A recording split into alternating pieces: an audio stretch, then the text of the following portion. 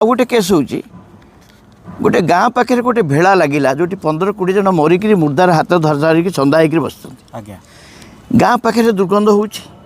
Nayyar suo को मझिकी ठेलीदेवा लगे से बड़ बड़ बाउंस ठेल गले ठेला भर देखले गोटे लोकर हाथ हलुच सी हूँ गोटे 13 वर्षर पुओ से सब फुली जाती 4-5 दिन हो जाए से भेड़ार से लाखी बेहोश हो जाए खावा ना पीवा ना ता भर केमती अच्छी से जीवन अच्छी तार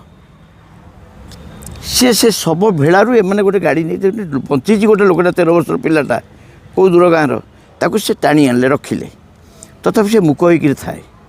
सेमती स्टूपर खिया नहीं पिया नहीं जो 13 वर्ष पिला स्टूपर होकर प्राय 3 सप्ताह रहा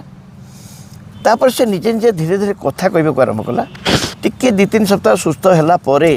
से कहला सर मु भासीगली मो बापा माँ भाई तार भीतर थिले सब फुलिकी भासिले मु किंतु मरीनी पानी पीकरी मो बुड़ी की लाखी जाइली एवं लाखी बंचला मु तो जानी मत केंचा है मुझे उठिली मो हाथ हल्ली साइकी लगिगला यस से मत उद्धार कले